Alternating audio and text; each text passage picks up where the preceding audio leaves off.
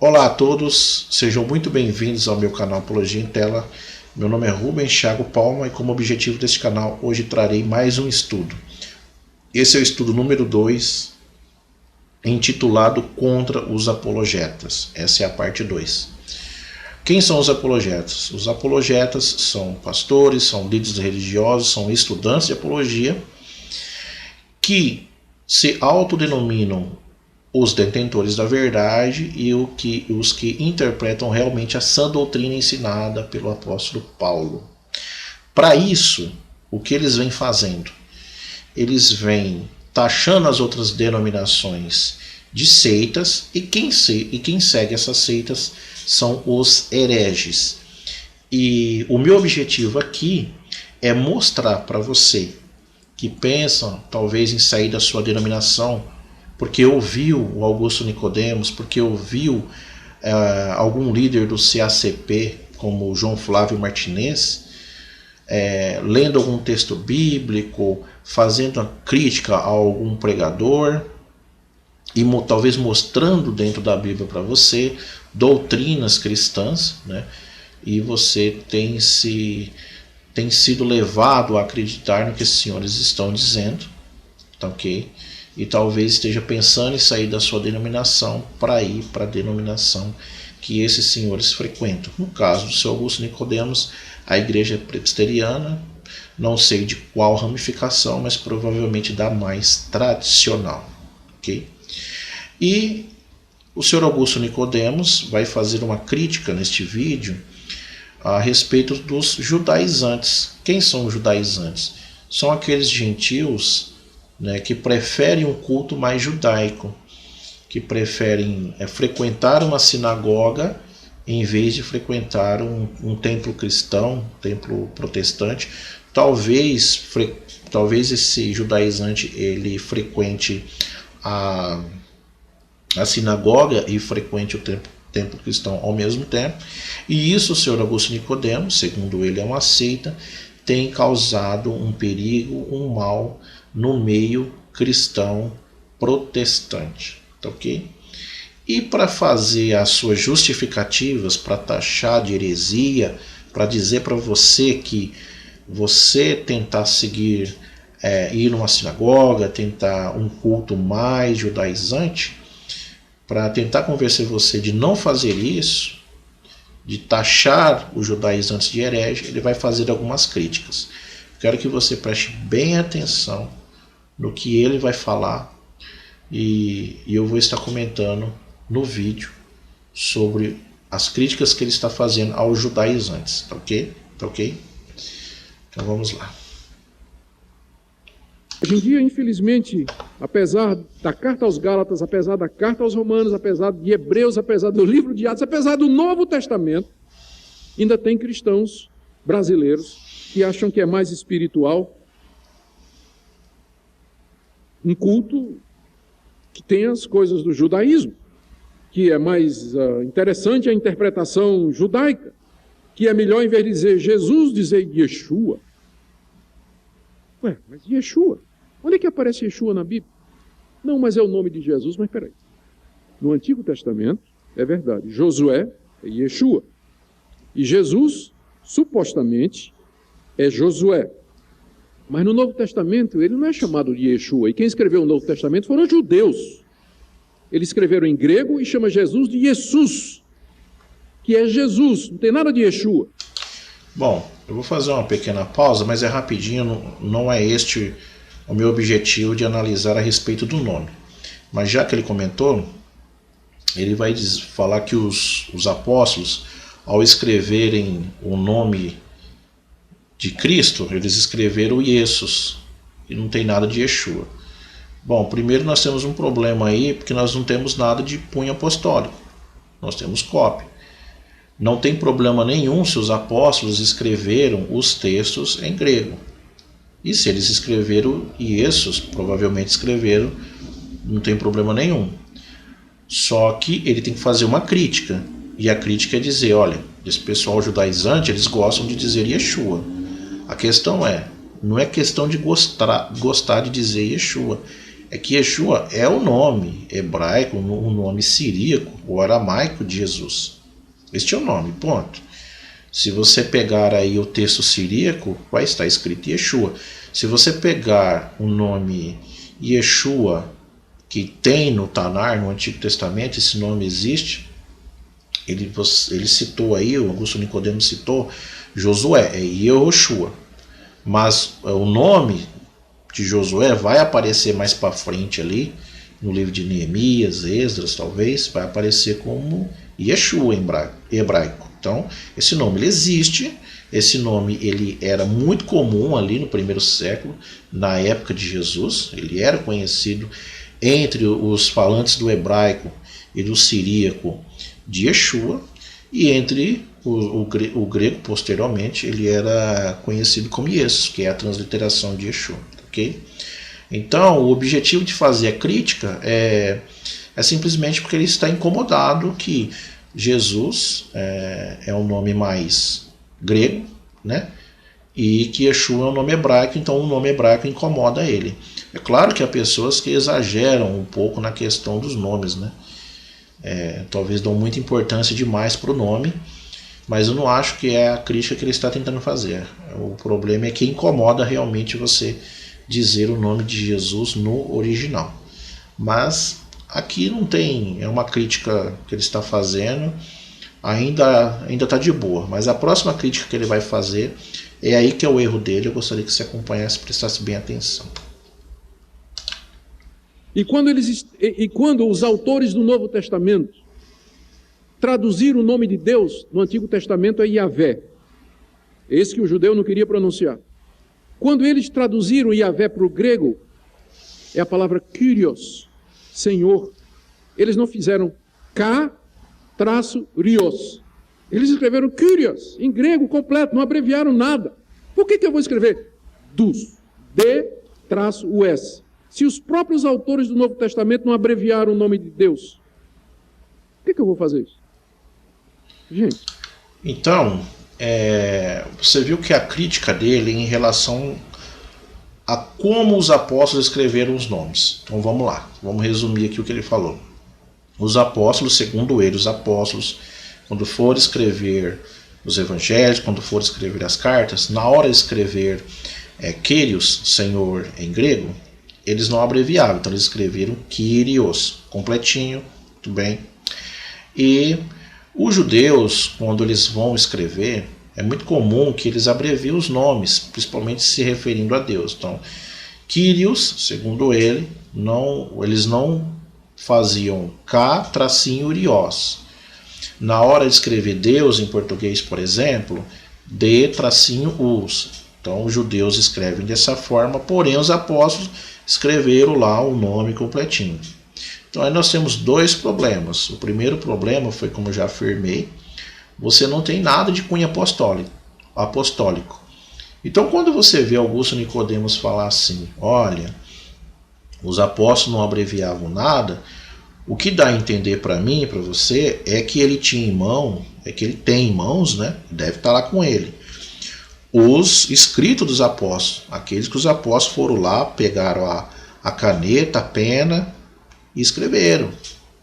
Então nós não temos esse tipo de escrito, nós temos cópias mais antigas que datam do quarto século, mas nada de punho apostólico, não temos nada. Então, da onde que ele tirou isso daí? Como que ele fez para poder ver que os apóstolos escreveram? Então, o primeiro erro. Segundo erro, eu estou aqui com a foto do manuscrito, do Códice Manuscrito Sinaítico, que é o códice, é o segundo códice grego mais antigo, é do quarto século. Para trás não temos nada a não ser papiros. São pequenos fragmentos que às vezes tem apenas um versículo. Então tá aí, ó. Eu assinalei em vermelho, fiz uns quadradinhos em vermelho os nomes. Por exemplo, tem o nome Israel, tem o nome Senhor, tem o nome Cristo, tem o nome Theos, tem o nome Ieson. Todos esses nomes que você está vendo aí estão todos abreviados. E isso acontece em todo manuscrito. Em todo manuscrito. Então, você que dá ouvido para esse senhor, olha o erro que ele cometeu. Eu te pergunto, o que ele não anda te ensinando para te convencer você a sair da sua denominação? O desespero do Augusto Nicodemos é tão grande em fazer uma crítica que ele, sendo um teólogo, né, um homem respeitado aí no meio protestante, no meio evangélico, não teve a decência de fazer uma pequena pesquisa para não cometer uma gafe, uma vergonha dessa que ele cometeu. Então isso é um tipo de coisa que não pode acontecer. Você que talvez não tenha acesso aos manuscritos, não tenha acesso aos estudos, né? Você simplesmente às vezes ouve ele falar e acredita. Tá, pode ser, mas eu estou aqui mostrando para você que não é. E aí? Você vai sair da sua denominação para seguir um coitado desse? Um homem que não teve o cuidado de fazer um estudo apurado para vir falar a besteira que ele falou? Mas é complicado, né? Agora nós vamos a um outro vídeo. A gente vai assistir esse vídeo aqui. Ele vai falar sobre Hebreus 10.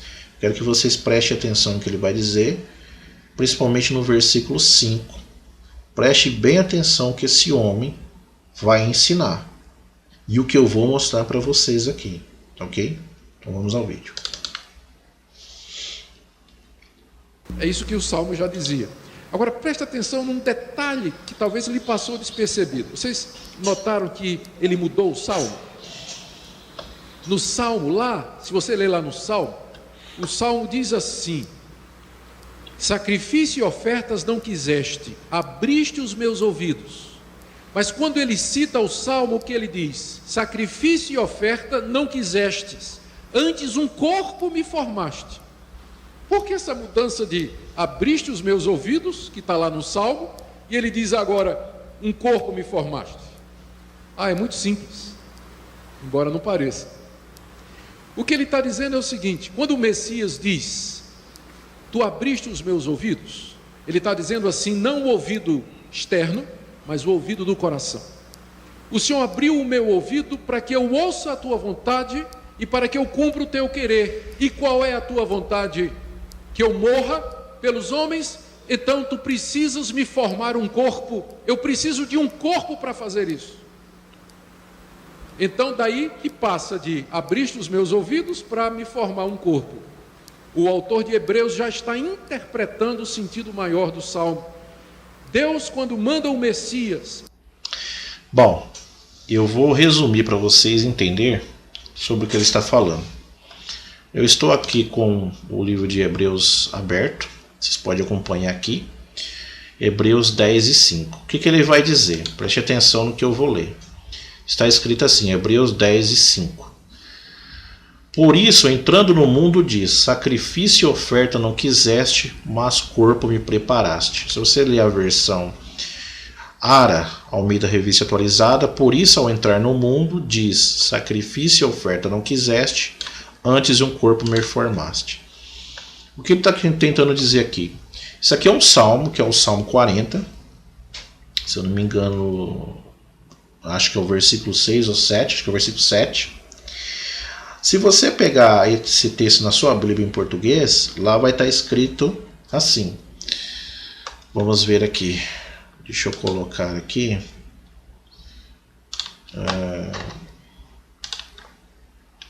Deixa eu colocar aqui no livro de Salmos.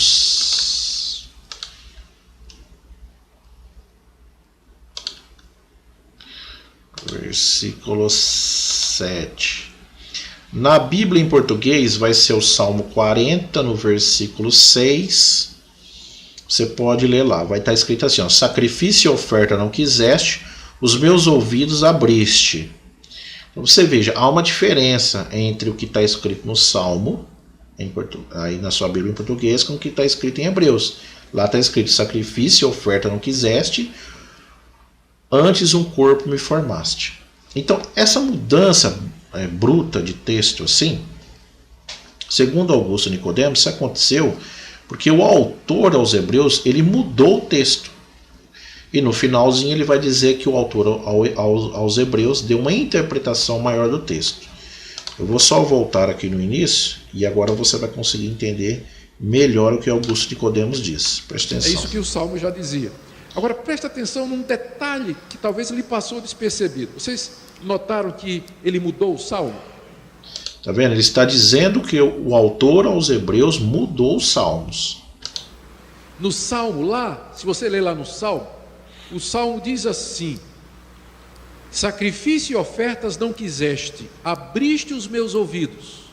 Então os Salmos diz, abriste os meus ouvidos. Mas quando ele cita o Salmo, o que ele diz? Sacrifício e oferta não quisestes, antes um corpo me formaste.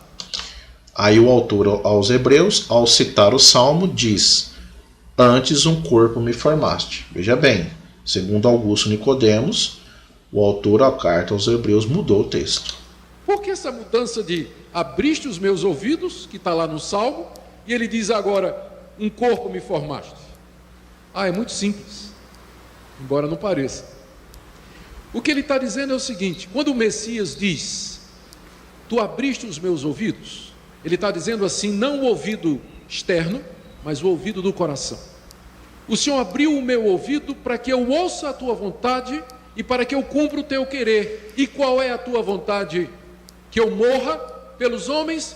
Então tu precisas me formar um corpo. Eu preciso de um corpo para fazer isso. Então daí que passa de abriste os meus ouvidos para me formar um corpo.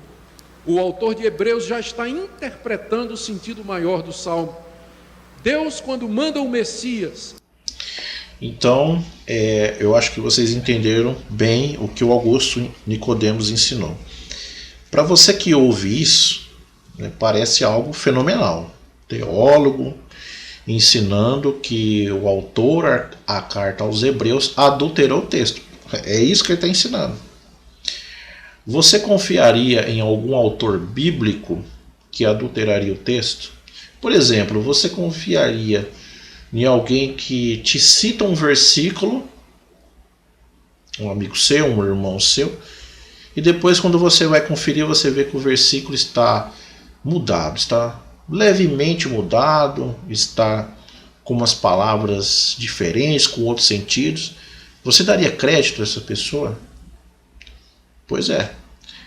Acho que também o público, os judeus que receberam a carta aos Hebreus, direcionada a eles, desse autor, será que eles aceitariam que alguém mudasse o texto assim?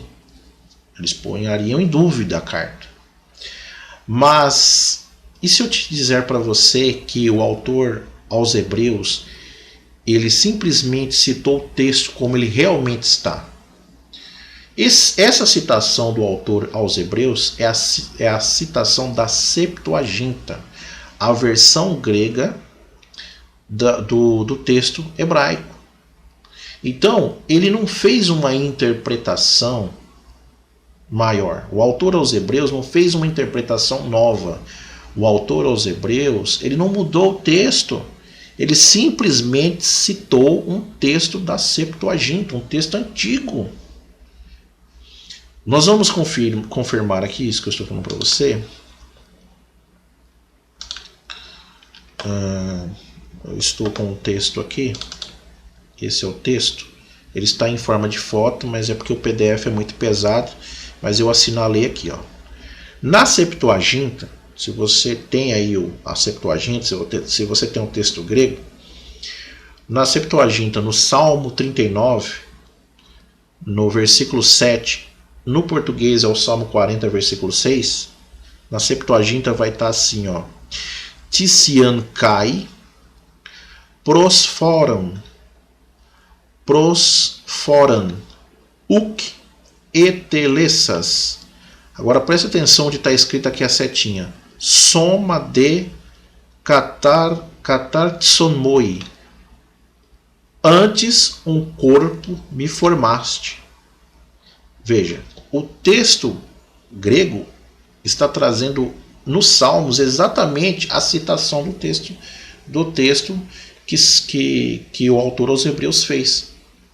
Então, é uma vergonha muito grande um teólogo vir e ensinar uma coisa dessa para vocês. Uma vergonha. Porque ele, como teólogo, um estudioso das Escrituras, ele deveria ter, no mínimo, o cuidado de falar isso para o público dele. E muito me impressiona alguém que estudou teologia não saber isso. Isso é o básico. Então você que ouve um texto desse, você que às vezes pensa em talvez seguir uma sinagoga, talvez permanecer na igreja cristã, mas tendo princípios judaicos, né? Você se identificou bem com o judaísmo messiânico, você gosta de assistir a um culto na sinagoga, e você simplesmente ouve um negócio desse, você pode até querer mudar de ideia. Ou você que nem sabe que existe os judaizantes, mas vê Augusto Nicodemos ensinando um negócio desse, você passa às vezes até ter um certo ódio ou uma certa aversão a essas pessoas que seguem o judaísmo. Então, às vezes você vai ouvir o Augusto Nicodemos e você vai encontrar uma pessoa que às vezes está uma pessoa mais judaizante, você já vai ter uma aversão a essa pessoa. Essa pessoa é herege, essa pessoa segue uma seita. E você vê a besteira que o Augusto Nicodemos falou. Então, Augusto Nicodemos, ele não é digno de confiança. Ele não é digno de que eu e você deixemos a nossa denominação para seguir o que ele está falando. Agora, veja bem, isso é um texto simples. Se eu cavar mais, se eu procurar mais coisas, eu vou achar mais coisas absurdas. Porque isso é simples, isso é coisa que um teólogo aprende ali na faculdade. É uma coisa que não dá para entender se o Augusto Nicodemos faltou nesse dia na aula ou se ele está usando de má fé para ensinar o que ele está ensinando. De repente, na ânsia de poder fazer uma crítica, ele comete um erro absurdo desse. Ele inventa isso aí, porque isso aí é inventado. Isso é inventado, ok? E, para encerrar o vídeo, eu vou dizer a você, tome muito cuidado com os apologetas. Eu não vou dizer que todo apologeta ele é uma pessoa má, tá? Mas eu tenho certeza que grande parte desses apologetas são homens terríveis, homens sem misericórdia. E para mostrar a você o que eu estou falando, eu tirei um print no Facebook de um apologeta que eu tenho no Facebook como amigo, e veja bem o que esse homem falou. Ok? Veja bem o que esse apologeta falou. Eu apaguei aqui a foto dele, o nome dele, para não expor ele. Mas veja bem o que ele disse. Ele vai colocar uma reportagem aqui dizendo: morre aos 97 anos o jornalista e locutor Cid Moreira. Aí ele vai fazer um comentário em cima. Ele diz assim: todo adventista só tem um destino, e não é o herético e diabólico juízo investigativo, mas sim a realidade bíblica incontestável do inferno. Ou seja, ele está dizendo que Cid Moreira, ao abraçar a fé adventista,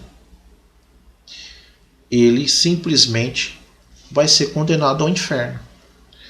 Agora eu te falo, como um apologeta pode ter um pensamento tão diabólico desse? Tão diabólico. Se você quer ver uma outra coisa, aqui no site do CACP, estou com ele aberto aqui, veja aqui um artigo do João Flávio Martinez, que diz assim, 9 razões por que não creio na salvação de um adventista. Olha bem o que esses apologetas estão fazendo. Esses homens, eles se acham um dono da verdade. eles se acham detentores da verdade, eles são o caminho, ou pelo menos eles ensinam o caminho correto. Você aceita, você vai para o inferno. Então, esse tipo de julgamento que esses homens fazem são terríveis, são homens sem misericórdia e são homens terríveis. Esses homens, eles têm o mesmo espírito que tinham os inquisidores na época da igreja cristã. Na época quando a igreja católica, na Idade Média, por volta do século XIV, perseguiu e matou as pessoas que eram contrárias às suas doutrinas cristãs. Inclusive, eles mataram muitos judeus na Inquisição. E esses homens só não fazem isso hoje porque eles não tiveram uma oportunidade. Nós vivemos num país diferente, num país livre, mas esses homens falar isso, que o adventista não vai ser salvo, que talvez alguém que frequenta uma outra denominação não vai ser salvo. Quem são esses homens? Eu acabei de mostrar um erro vergonhoso do Sr. Augusto Nicodemos. No vídeo passado, se você clicar na parte 1, eu mostro um erro vergonhoso que o Martinez comete nas escrituras. Então você não saia da sua denominação para poder seguir o que esses homens terríveis têm ensinado e têm propagado na internet, tá ok? Até o próximo vídeo.